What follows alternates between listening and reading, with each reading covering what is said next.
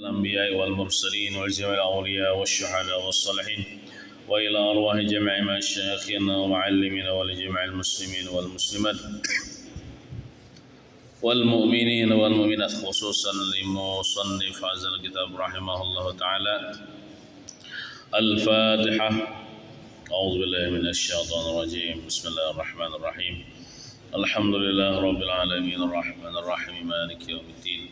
إياك نعبد وإياك نستعين اهدنا الصراط المستقيم صراط الذين أنعمت عليهم غير المغضوب عليهم ولا الضالين آمين. أعوذ بالله من الشيطان الرجيم. بسم الله الرحمن الرحيم. الحمد لله رب العالمين والصلاة والسلام على أشرف الأنبياء والمرسلين سيدنا ومولانا محمد وعلى آله وصحبه أجمعين. أما بعد.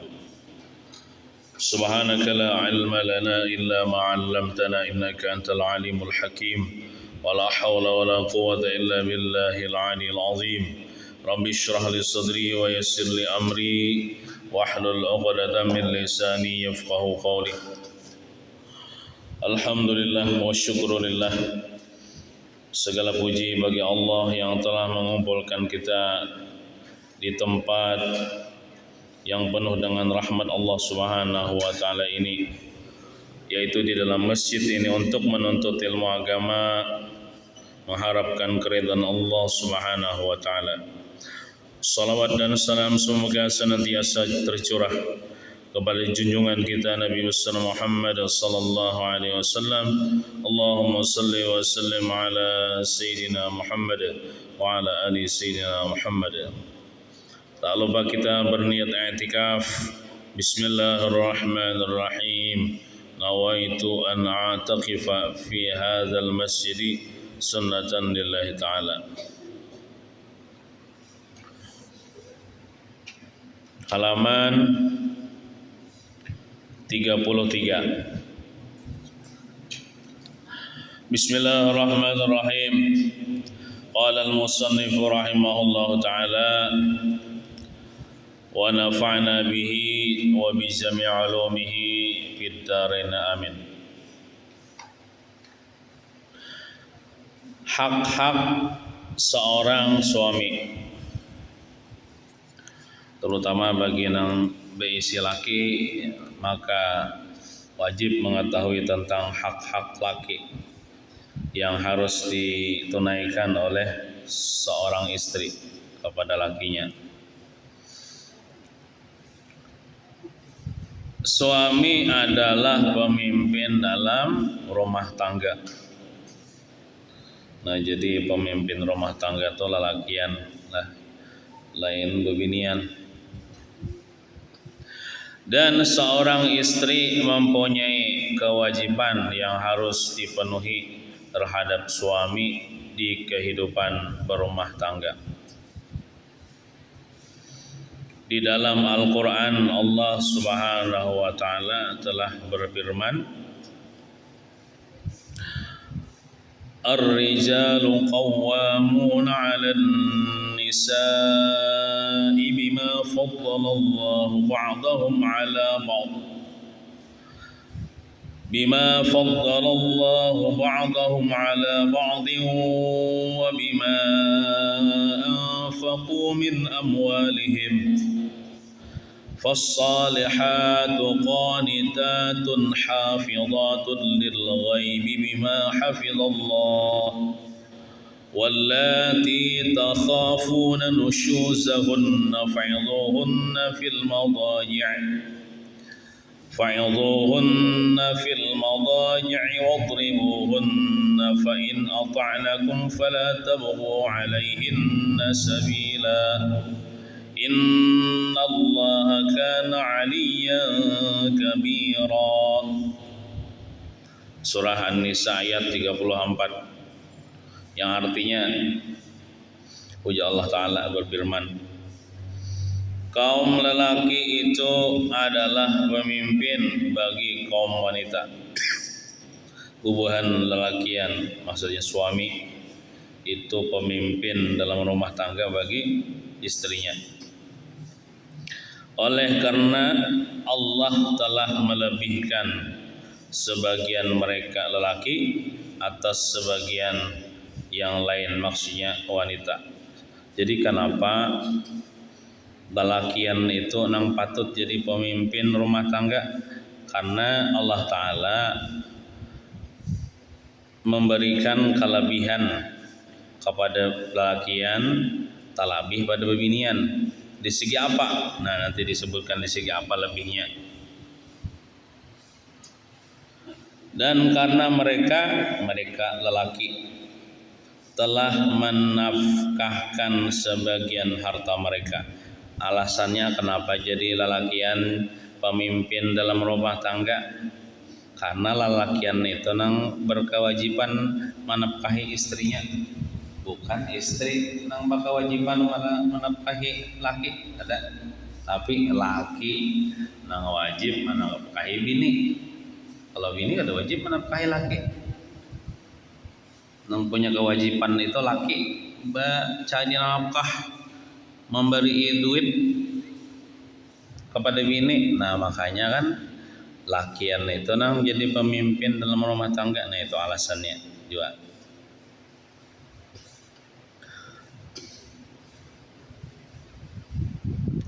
Walaupun lah pebiniannya tuh sugih.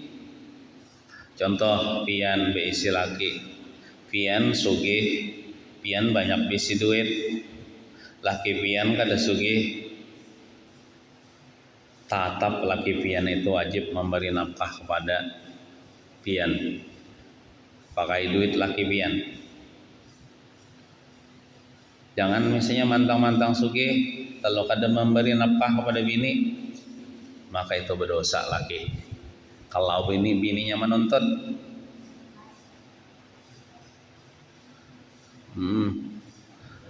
tapi kalau ujar bininya, kada usah bercari gin pian, harta ulun ini gin, cukup aja kita makan sekeluargaan. Maka bininya melepaskan kewajiban, memaafkan, maka kada apa-apa lagi lakinya kada memberi nafkah. Amun bininya ridho. Tapi lamun bininya menuntut, maka wajib lakinya memberi nafkah dengan harta lakinya, walaupun bininya sugih. Nah, jadi jangan salah paham. Misalnya lelakian mantang-mantang bini sugih lalu umpat nebeng lawan bini, makan harta bini. Nah, amunnya bini rela kada jadi masalah. Tapi lamun bininya kada rela menuntut, maka kada boleh itu. Makanya lakian itu disuruh cari supaya memberi nafkah pada bini.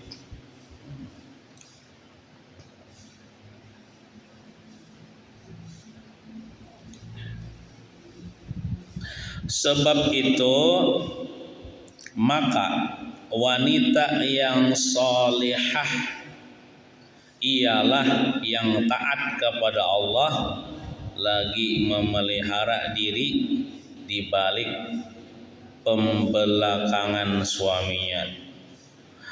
Maksudnya perempuan yang solihah itu ialah yang taat kepada Allah dan di belakang suami inya menjaga diri. Maksudnya bila suami kada ada di rumah, inya pandai menjaga dirinya, pandai daripada menjaga dirinya daripada bergaul dengan laki-laki lain, apalagi pacaran, apalagi berselingkuh. Pandai inya menjaga dirinya lah daripada dilihat, dipandang oleh laki-laki lain. Akhirnya ia menutup dirinya, menjaga kehormatannya dari apabila lakinya kada ada di rumah. Nah, itu perempuan yang solehah tuh. Jadi perempuan yang solehah tuh ada macam-macam tuh syaratnya. Taat kepada Allah, dan bila bisi laki kah inya menjaga diri daripada yang haram. Nah, oleh karena Allah telah memelihara mereka. wanita-wanita yang kamu khawatiri nusyuznya. Nusyuznya itu durhakanya lah. Nusyuz itu durhaka. Wanita-wanita yang kamu khawatiri nusyuznya, maka nasihatilah mereka. Nah, jadi ini nasihat bagi suami-suami. Bila suami-suami khawatir akan istrinya berbuat durhaka, khawatirnya tuh ada tanda-tandanya misalnya, maka nasihatilah mereka istri itu. Contohnya ikam jangan lawan laki misalnya. Dan amunnya kada apa? Kada masih juga tetap mendinasihati kada masih, dan pisahkanlah diri dari tempat tidur mereka. Ya kada sepaguringan, dinasihati kada masih, lalu kada sepaguringan. Maksud kada sepaguringan to kada sekamar, mensoromah tetap aja. Ini demi memberi peringatan aja supaya sadar. Ada sebagian riwayat mengatakan sapaguringan aja cuman membelakangi, membelakangi kada berhadapan. Jadi lamun sudah kada sapaguringan atau membelakangi, jadi paham-paham mai bini itu, oh aku tak salah pang, aku membangkang pangawan laki, jadi laki kok kayak ini. Nah lalu kan amun bebinian nang inya diisi hati, pastinya tuh menyadari, namun kayak itu aku kada lagi nah kayak itu, namun kayak itu aku hendak memperbaiki. Nah lalu misalnya minta maaf pun laki, namun sudah minta maaf maka laki itu memaafkan, ya laki jangan lagi mau ulangi. Nah sepaguringan aja lagi, beragapan aja lagi misalnya guring. Nah, amunnya dipisahi tempat tidur, kada sakamar itu tatap aja durhaka. Napa aja semuanya, dan pukullah mereka. Nah, dipukul. Cuman kemarin pukulnya jangan di muha, mukulnya di burit aja, dan mukulnya pun pakai sapu tangan. Artinya kada pecangan beluka-luka lah, kada pecangan bebalar-balar lah. Pukul memperingati aja. Nah, setelah dipukul misalnya taat lalu sadar. Nah, kemudian jika mereka mentaatimu, lalu imbah dipukul hanyar apa namanya paham. Jar ampun maaf ya jar, wahai suami ulun jar, ulun kada lagi mau ulangi nang durhaka tu jar. Maka janganlah kamu, wahai bubuhan lalakian nih, maka janganlah kamu mencari-cari jalan untuk menyusahkannya. Jangan lagi cari alasan untuk menyalahkannya. Munnya sudah bertaubat, jangan lagi dicari-cari jalan atau alasan untuk menyusahkannya atau menjoliminya. Nah, sesungguhnya Allah Maha Tinggi lagi Maha Besar. Quran surah An-Nisa ayat 34. Nah, jadi ini kan Quran nih menyuruh nang kayak itu. Kada nang wajar memukuli bini lah jar. Nah, ini Quran memandahkan, cuman amun kada belajar, iya memukuli itu asal pukul aja, jangan sampai bemangkak-mangkak. Coba tuh mengaji Quran, mengaji tafsir, mengaji agama, cara memadihi bini itu jangan langsung pukul-pukul, langsung mantam. Nasihati dulu dengan lemah lembut. Jangan kayak itu lagi lah, sayanglah saya. Bila keluar rumah jangan lagi lah membuka aurat lah. Jangan tapi wani-wan laki lah. Dengan lemah lembut dulu, sayanglah. Mentatap kada masih, agak keras sedikit menasihatinya. Tatap kada masih, berpisah ranjang. Sama malaman, 2 malaman, 3 malaman, 4 malaman enggak. kada sepaguringan. Cuman mun berawaan tetap aja bang berawaan. Mun kada berawaan sampai 3 hari haram mulu hukumnya.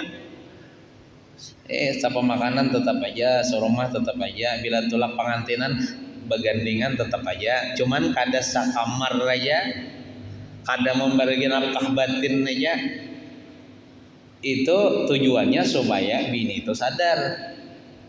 Amun kada sadar lagi hanyar memukul deh. Memukulnya pun jangan dimuha, jangan gancang, diburit aja pakai sapu tangan itu nah. Kakak-kakak gini udah menangis pakai sapu tangan itu. Nah, amun dipukul misalnya kada masih juga, kenapa ya? Solusinya ya itu tak salah lakinya aja lagi. Amun lakinya sabar, beisi bini kayak itu seminggu, sabar sebulan, setahun kayak itu aja bini sabar dapat pahala. Laki itu dapat pahala besar. Lamun kada sabar laki ini berumah tangga itu hanya kena mengucapkan kata talak atau cerai. Cerainya pun jangan talak 3, talak 1 kah dulu, talak 2 kah dulu. Kadang bekalahi sedikit aja, talambat mengotakkan nasi aja langsung mencerai. Kadang itu dalam agama kita peraturannya ada tahap-tahapnya. Memukuli bini sampai bebalar-balar, bangkak-bangkak kadang itu Islam ada melajari kita. Apalagi bini memukuli laki. Jawabannya nah kada. Jadi agama kita ini ada tata caranya. Nah, ini kalau kamu khawatiri nusyusnya tuh deh. Kalau kamu khawatir ada tanda-tanda kedurhakaan, amun bini baik aja, kada durhaka. Kayak kisahnya nang pisah ranjang tuh kada kisahnya memukul tuh kada, amun bini baik-baik aja. Nah, sebagai pemimpin bagi kaum wanita, maka lelaki harus dapat menguasai dan mengurus keperluan istri. Jadi nasihat bagi lelakian, mangleh lelakiannya kan di sini ulun aja sorangan nah. Amunnya hendak kawin itu harus punya kemampuan mengurus keperluan bini, mengurus keperluan rumah tangga. Harus mampu memberikan nafkah kepada istri. Termasuk di dalamnya mendidik akhlak karimah. Akhlak karimah itu akhlak mulia. Jadi bagi laki wajib memadahi kepada bininya supaya berakhlak baik, berakhlak mulia kepada tetangga, kepada kawan, kepada bintuha, kepada kuitan, itu baik-baik akhlak.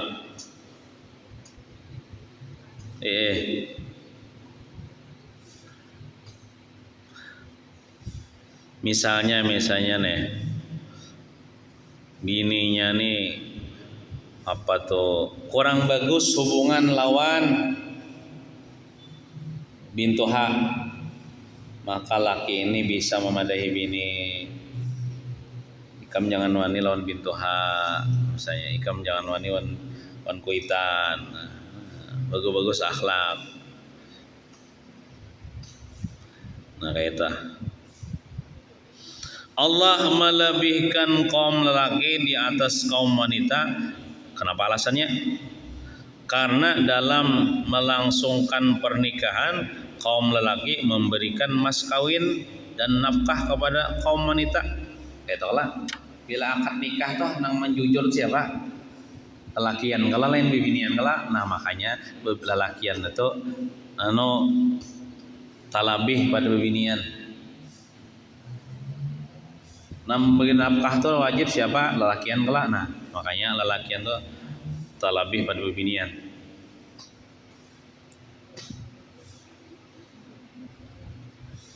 Para ulama ahli tafsir menegaskan bahwa kelebihan kaum lelaki di atas kaum wanita didasarkan pada dua segi, yakni segi hakikat dan segi syar'i. Syar'i itu syariat. Pertama, dari segi hakikat, realitas, artinya kenyataan yang sebujurnya adalah dalam hal yang pertama, kecerdasan akal dan intelektual lelaki melebihi wanita. Akalnya tuh tak panjang sedikit berpikir anu jar, maka banyak aja bebinian yang tak pintar-pintar pada lelakian. Buktinya geng kelas banyak bebinian pada lelakian. Nah, lain pula maksudnya lah, maksud akal ini cara berpikirnya itu lebih mengutamakan akal daripada perasaan.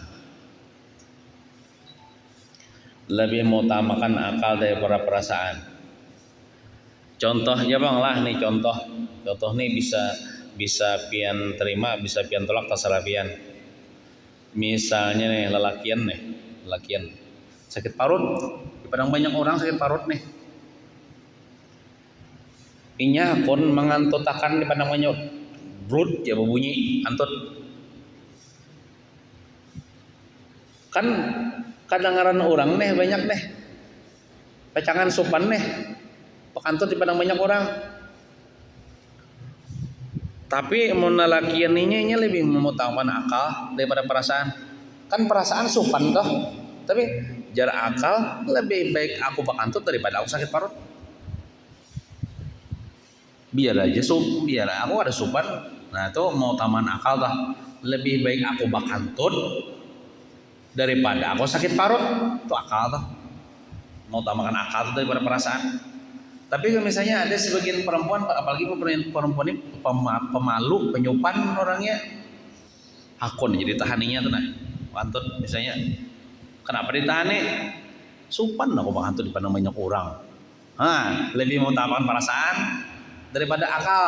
Itu contoh ya bang, terserah dia tidak terima kan. Nah kadang Allah memberikan contoh aja, lebih baik aku tahani jar.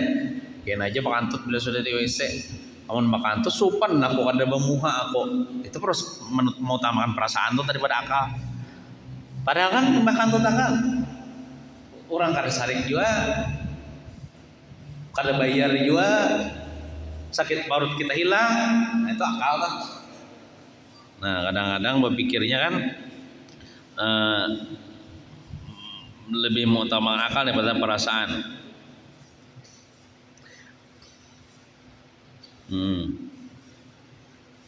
Contoh lagi, nang banyak badatang atau melamar itu lelakian minian. Ya di kampung kita di mana-mana di seluruh Indonesia nang banyak melamar atau lelakian minian. Lelakian gelak. Bapak misalnya dipaling bang, boleh ya bebinian melamar lelakian dalam agama kita boleh. Cuman kenapa jadi kada terjadi? Sopan. Di mana harga diriku sebagai seorang perempuan, namun aku menyatakan hendak berdahulu. Yalah, itu kan perasaan tuh bukan akal.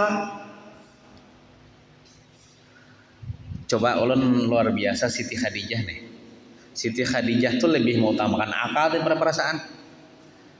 Ini ada seorang pemuda yang tampan, yang soleh, yang budi pekertinya luar biasa, punya keturunan mulia, namanya Muhammad. Ini Siti Khadijah seorang janda, balu 2 kali dah, janda 2 kali dah. Amun utamakan perasaan biar sopan, si Khadijah nih melamar Nabi Muhammad sopan. Tapi karena Ini Siti Khadijah bukan seperti perempuan yang lain, dia punya kecerdasan akal yang luar biasa, dia lebih mengutamakan akal daripada perasaan. Kenapa? Amun aku lambat meraih Muhammad nih musyah, tak dulu orang rugi aku. Maka kesempatan sudah nih. Maka Siti Khadijah dulu sini melamar Nabi Muhammad walaupun perantaraan orang lain yang menyampaikan. Lalu diterima Nabi Muhammad. Itu kan Siti Khadijah lebih mengutamakan akal daripada perasaan. Amunnya mengutamakan perasaan pian, supan aku jar. Aku nih sudah umur 40 tahun, baru 2 kali melamar seorang pemuda yang tampan, yang bagus akhlaknya, bagus keturunannya, bujang pulang, umur 25 pulang, supan aku. Nah, itu kalau mau utamakan perasaan daripada akal. Nah, tapi kalau mau utamakan akal, biar aku dipadahkan karena tahu disupan, tapi gawian pun ini benar dalam agama. Kan melamar seseorang itu kan berdosa. Memacari itu memang berdosa. Memboi pacaran itu udah boleh.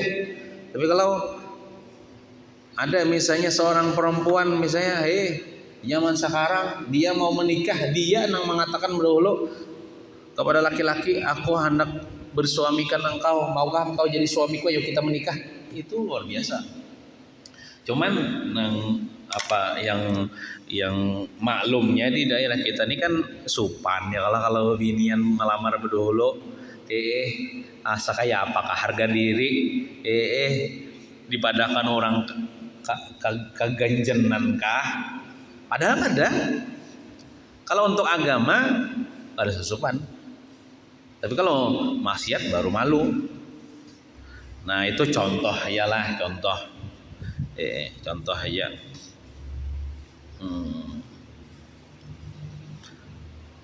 Artinya kecerdasan akal dan intelektual lelaki melebihi wanita.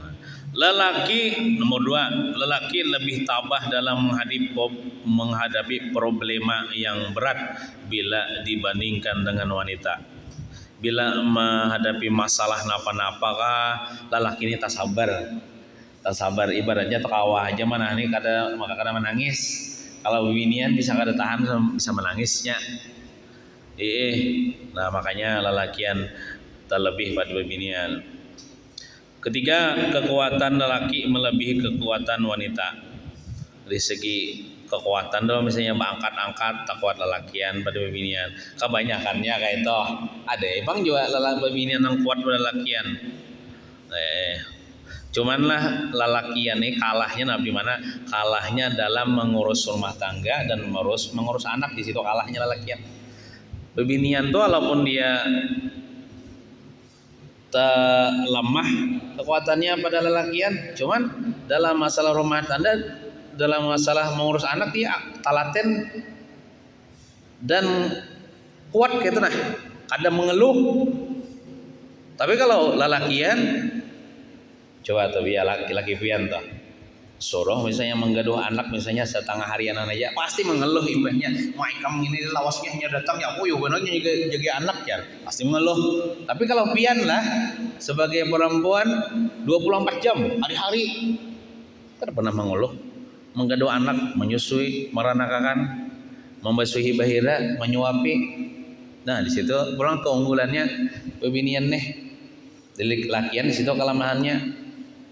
Nah,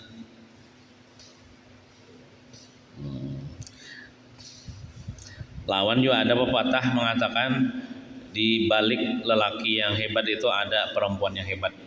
Artinya kebanyakan laki-laki yang sukses itu karena ada yang mendukung di belakangnya.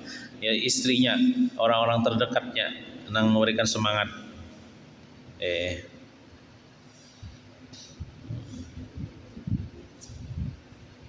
Keempat, kapasitas ilmiah tulisan kaum lelaki lebih banyak daripada wanita. Kitab-kitab agama itu kebanyakan yang mengarang itu bubuhan ulama-ulama lelakian dibandingkan bebinian.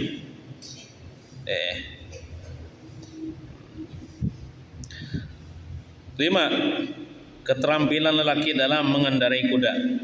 Kalau masalah berkuda, berkendaraan itu tahar lelakian bang.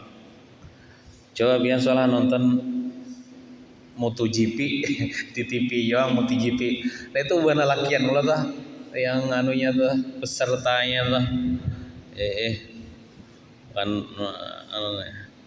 mengendarai kuda, mengendarai kendaraan. Kaum lelaki banyak yang menjadi ulama. Nah, tak banyak lelakian yang menjadi ulama. Cuman lah siapa pula yang melahirkan ulama itu siapa? Ya bebinian juga. Yang melahirkan para ulama itu siapa pula? Ya bebinian juga. Nah, kaum lelaki banyak menjadi imam. Nyatanya dulu imam sembahyang di masjid ini kan ada bebinian. Imam tuh garis dalam kurung penguasa. Jadi pemimpin kebanyakan lelakian tuh. Walaupun ada sebagian yang di kampung-kampung tuh ada pembakalnya bebinian, bupatinya bebinian, ada juga sebagian, cuman kebanyakan tuh lelakian yang jadi pemimpin atau penguasa, baik dalam skala besar maupun kecil. 8. Kelebihan kaum lelaki dalam berperang. Nang diwajibkan berperang bahar itu lelakian, bebinian kada. Bebinian bukan di rumah aja. 9. Iya bebinian di zaman Nabi itu modelnya tuh mudi kayak merasa rugi. Wahai Rasulullah, jar kami ini merasa rugi lawan bubuhan lelakian. Nah apa jar Nabi? Itu lelakian ini dapat pahala berperang, dapat pahala berjihad. Kami bukan di rumah kada dapat apa-apa. Ujar Nabi, bila ikam di rumah tangga sebagai seorang istri melayani suami kam dengan ikhlas, dengan sepenuh hati, dengan rasa cinta, berkhidmat, membantu keperluan suami kam, mengurus rumah tangga, itu sama dapat pahala jihad juga fisabilillah. Ada luka-luka ya, ada sampai dibunuh-bunuh, kan sama aja pahalanya juga. Jihadnya dalam rumah tangga aja. Kelebihan kaum lelaki dalam azan. Jadi nang bang angger di masjid itu lakian lah. Coba akan bebinian lah abut tam sakamuan apa jualan tuh. Khutbah Jumat. Dalakian juga dah. Cuma ada ini pian lah ajaran sesat kan. Nang al zaitun gitu. Ujarnya boleh bebinian khutbah Jumat. Iya entah. Dala-dala nang di TV nang viral tuh. Nang al zaitun itu. Bebinian boleh jadi mau khutbah Jumat. Nah, padahal nang khutbah Jumat itu laki aja. Serta mengerjakan ibadah Jumat. Nang diwajibakan ibadah Jumat itu lelakian. Bebinian dia sembahyang di zuhur di rumah aja. Kada wajib Jumat bebinian. 10. Kelebihan kaum lelaki dalam i'tikaf. Nang disunatkan bae i'tikaf di masjid itu bukan lelakian aja, terutama i'tikaf di 10 terakhir di bulan Ramadan. Kan nang paling disunahkan i'tikaf di malam-malam terakhir di bulan Ramadan itu bukan lelakian. Nang disunatkan i'tikaf di masjid itu kalau bebinian di rumah aja. Kelebihan kaum lelaki dalam saksi hudud tuh hukum lah, orang tuh memutuskan hukum kada ada terdakwa nang jadi saksinya tuh itu lelakian. Yang jadi saksi itu lelakian. Saksi nikah kan gitu juga ya Allah bukan lakian kada bebinian. Dan kisos tuh mudi kayak pembalasan tuh, maksud pembalasan tuh dalam hukum Islam kan bila orang tuh membunuh maka dibunuh juga ya kalau bila orang tuh memotong tangan orang dipotong juga itu kan hukum berlaku tuh dalam Islam. Nah saksinya tuh lelakian juga. Kelebihan kaum lelaki dalam hak waris. Coba lelakian ini dapat 2 ya, bebinian 1 ya. Pian misalnya bisi dang sanak lalakian seekong pian berdua badang sanak gitu pian lawan laki pian lawan ading pian atau kakak pian meninggalkan harta misalnya abah pian meninggalkan harta biasanya 3 miliar pian 1 miliar aja dang sanak pian lalakian tuh dapat 2 miliar. Nah, dapat 2 bagian. Sama juga masalah akikah. Kalau lalakian 2 ekor kambing ya Allah. Binian 1 ekor kambing aja. Kelebihan kaum lelaki dalam kedudukan asabah. Nah, asabah itu bukan lelakian kelak yang jadi asabah. Kelebihan kaum lelaki menjadi wali nikah. Nah, ya Allah. Kada mau kalau mamanya nang menikahkan abahnya kalau nang menikahan yang dia jadi wali nikah dah. Pian waktu nikah bahari bawali abah pian kelak.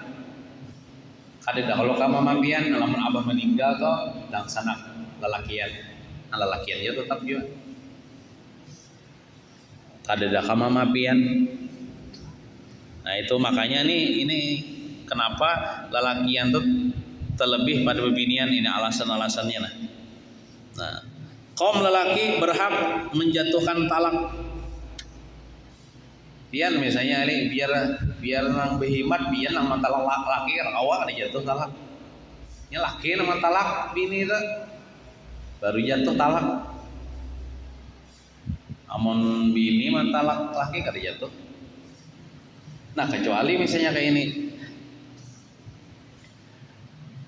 Terjadi kekerasan dalam rumah tangga. Kezaliman dalam rumah tangga misalnya lakinya misalnya pemukulan hari-hari dipukuli terus maksudnya memukuli nang bebeler-beler patah-patah tulang maka bininya ini boleh dia mengadukan ulang ke qadhi ini tuh kantor urusan agama nah mengadukan bukti-buktinya nih saksi-saksinya juga nah lalu kena nang laki pian tadi kada menjatuhkan talak cuman amunnya berumah tangga terus bisa mati pukulinya terus kada bahagia dalam rumah tangga maka kena atas alasan-alasan yang diterima tuh kena lalu kena KUA atau kena yang menjatuhkan talak sebagai perwakilan daripada laki pian walaupun laki pian kada menjatuhkan talak tapi urutan urusan agama itu kena yang menjatuhkan talak ke pian lalu jatuhlah talak itu kisahnya nah, kaum lelaki berhak merujuk nah ini rujuk nih ya pemantukan contoh ini kan orang bertalak 1 talak 2 itu kalau nang kawa memantukan kawa rujuk. Jadi misalnya bakalahi apakah, cekcok apakah, lalu ikan mau talak ya, anggaplah talak 1. Oh, imbas sudah ditalak tuh, madang masa idah tuh. Nah, dalam masa idah itu 3 kali suci, maka lakinya itu berhak merujuk bininya. Bila lakinya merujuk bininya, datang kepada bininya, wahai sayang, kita mau belikan aja yuk, jar. Inggih, bininya tuh kada boleh menolak, kada boleh berindah. Kenapa? Karena bininya tuh masih dalam kekuasaan lakinya. Kada boleh berindah, bila berindah kada boleh haram. Jadi mau kada mau, inggih. Nah, jadi pemantukan pulang, pekumpulan pulang, berumah tangga pulang. Jadi nang berhak merujuk itu laki bukan bini. Nah, kecuali bininya nih marayo. Jadi tadi kan nang merujuk itu laki lah bukan bini. Kada mau bini tapi nih. Wahai laki ulun merujuk pian, ayo kita pemantukan pulang kada terjadi rujuk. Nah, kecuali bininya marayo laki wahai laki ulun rujuk ulun. Nah, kada apa-apa itu. Mantuki ulun, nah mau dikaya marayo tuh, lalu dimantuki laki, kada apa-apa itu. Yang berhak merujuk nih. Cuman merujuknya nih dalam masa idah tadilah. Amun lewat sudah masa idah, kada dirujuknya juga, tiba-tiba habis sudah masa idah, hanya merujuk kada kawa. Benikah basah gitu tuh. Menikahan bahasa ulang dah. Cari saksi akad nikah, pengolo, pay mahar. Jadi merujuknya itu dalam masa iddah.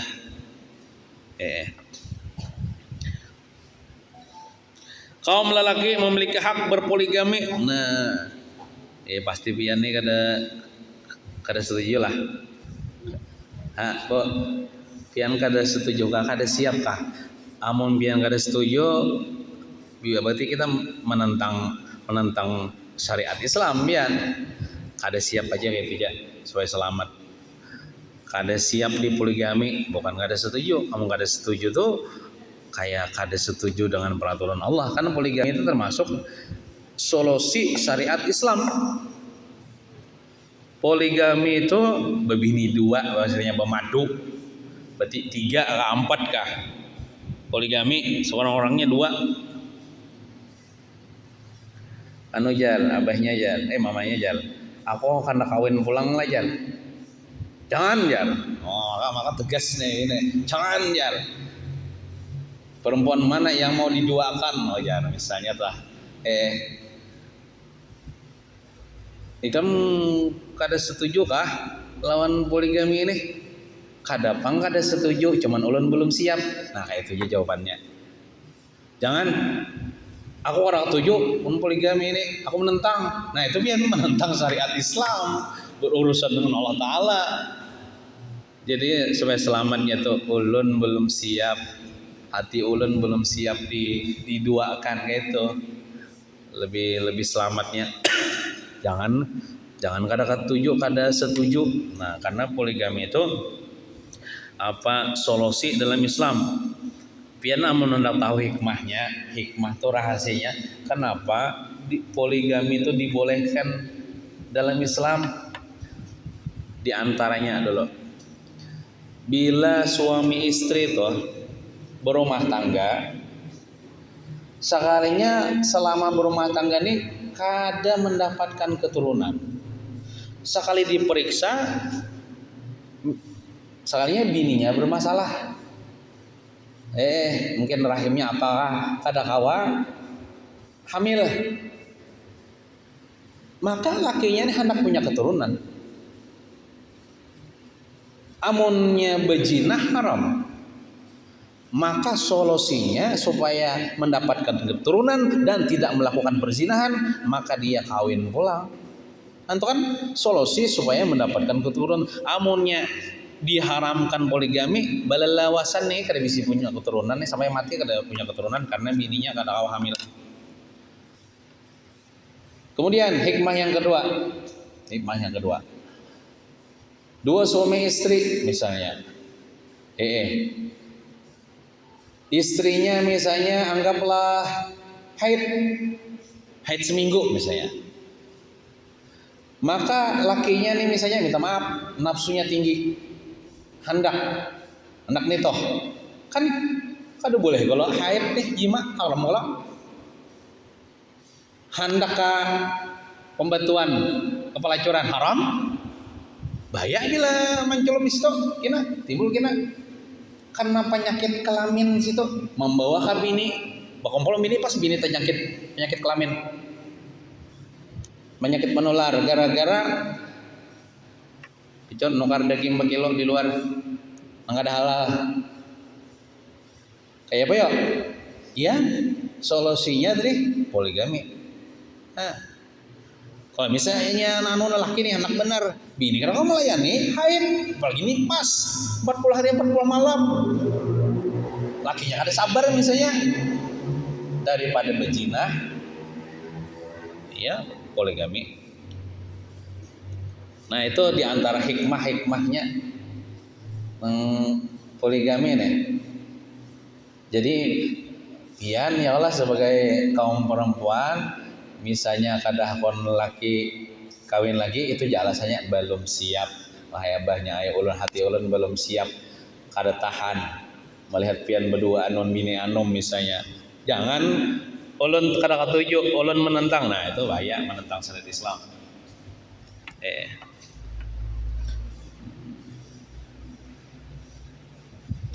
Kaum lelaki memiliki hak berpoligami.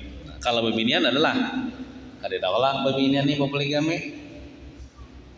Kecuali misalnya bercerai itu pun setelah habis iddah atau mati laki setelah habis iddah baru kawin lagi. Kalau lelakian ini kan ada idah-idahan pulang nih.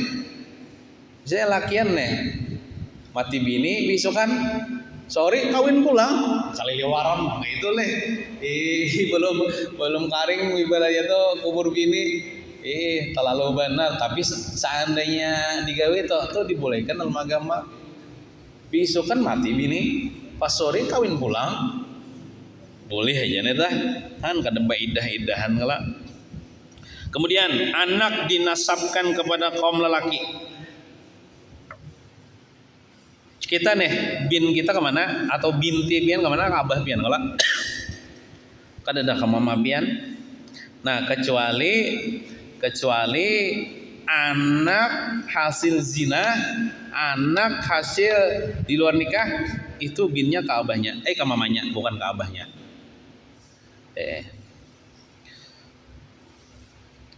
Karena itu bukan abahnya secara agama. Inya pun kena bila amun anaknya atau perempuan hasil zina kena bila nikah itu pakai wali hakim. Kadang pakai wali abahnya ada sah. Kedua dari segi syar'i dari segi syariat adalah dalam melaksanakan serta memenuhi haknya sesuai dengan syarak dengan syariat seperti memberikan mahar serta nafkah kepada sang istri. Nah ini kenapa lelakian itu dilebihkan daripada bebinian kalau di segi syariat karena lelakian pandang memberi mahar waktu akad nikah atau memberi nafkah nang setiap hari kepada bini itu kada sebaliknya tah. Demikian Imam Ibnu Hajar menerangkan dalam kitab Az-Zawajir.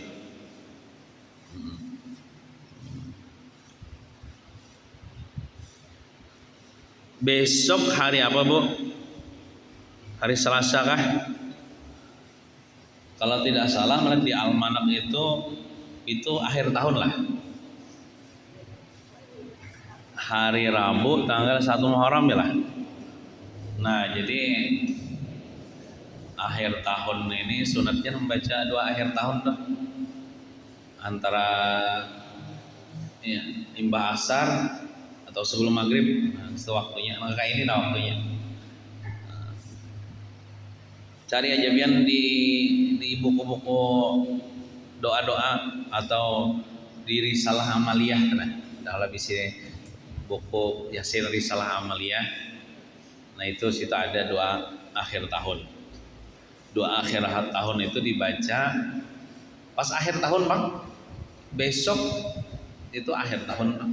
Soalnya hari Rabu itu satu Muharram awal tahun.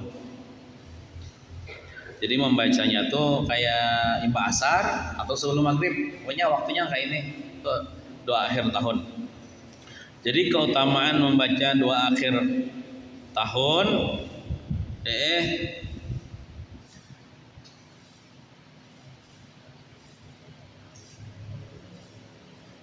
supaya diampuni dosa kita setahunan yang lalu.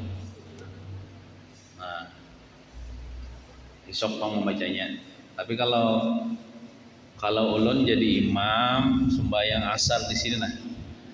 Besok biasanya ulun nang memimpin baca doa akhir tahunnya tak ulun jamaah maaminakan. Kemudian doa awal tahunnya itu dibaca pas malam 1 Muharram tuh, malam Rabu. Imbah maghrib tuh. Nah di situ ulun biasanya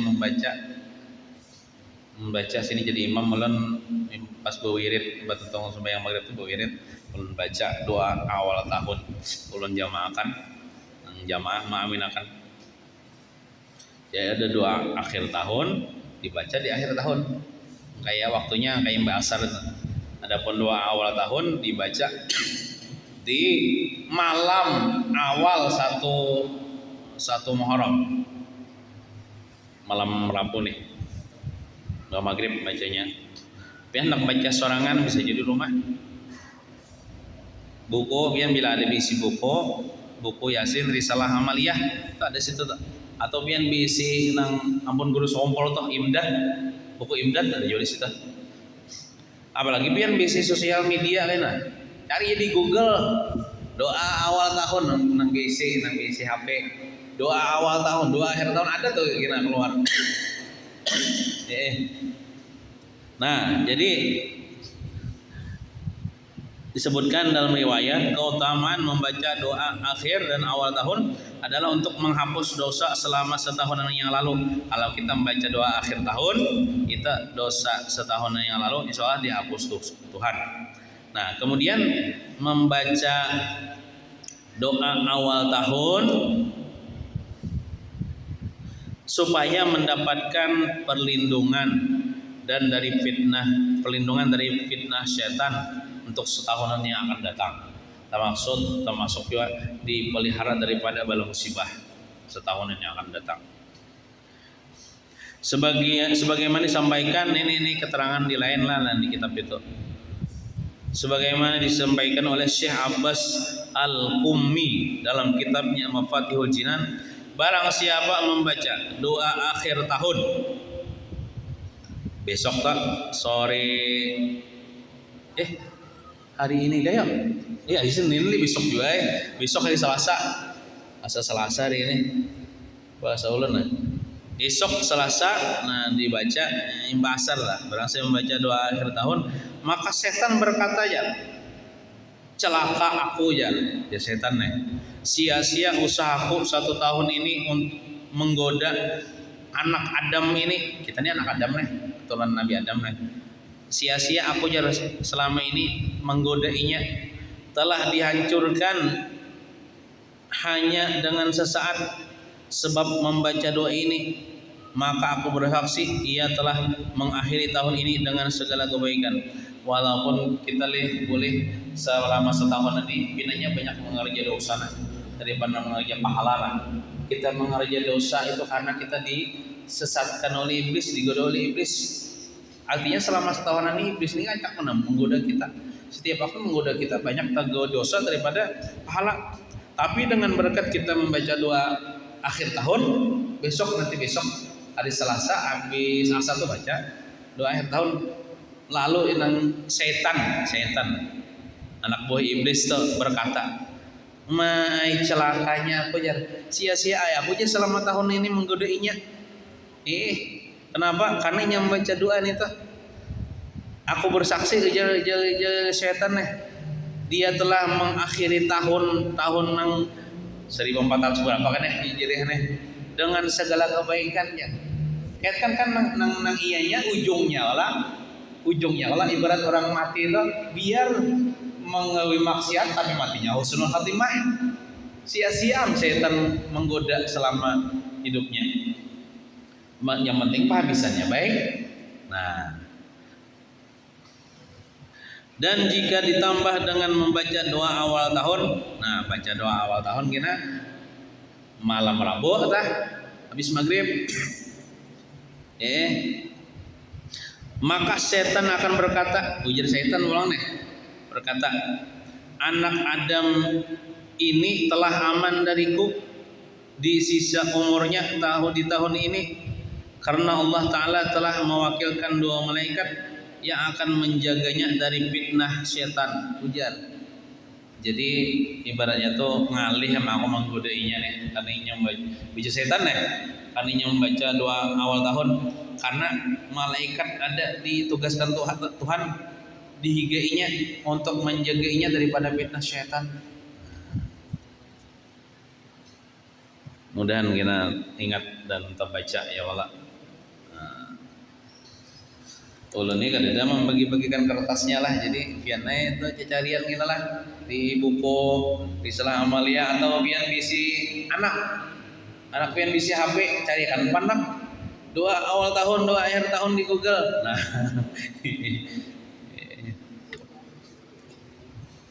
inya Google tuh ada jeneng baiknya ya.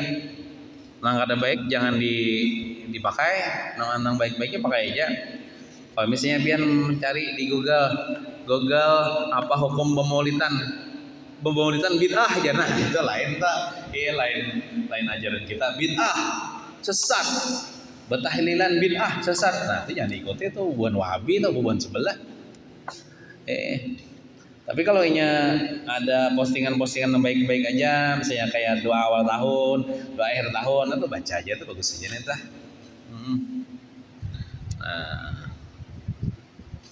Ngan sedikit bola. Wallahu alam bisawab. Mudah-mudahan kita seberatan selamat dunia wal akhirah, amin ya rabbal alamin. Sallallahu ala sayyidina Muhammadin wa ala alihi wa sahbihi wasallam. Walhamdulillahi rabbil alamin. Al-Fatihah. A'udzu billahi minasy syaithanir rajim. Bismillahirrahmanirrahim. Alhamdulillahi rabbil alamin arrahmanir rahim maliki yaumiddin. Iyyaka na'budu wa iyyaka nasta'in ihdinas siratal mustaqim. صراط الذين أنعمت عليهم غير المغضوب عليهم ولا الضالين آمين.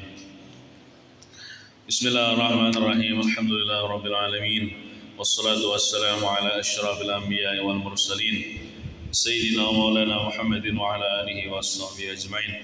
اللهم انفعنا بما علمتنا وعلمنا ما ينفعنا وزدنا علما ورزقنا فهما والحمد لله على كل حال ونعوذ بالله من أهوال أهل النار. ربنا آتنا في الدنيا حسنة وفي الآخرة حسنة وقنا عذاب النار. صلى الله على سيدنا محمد وعلى آله وصحبه وسلم. الحمد لله رب العالمين. تقبل الله منكم. Ini ulun menyampaikan saruan malam inilah ada undangan dari Masjid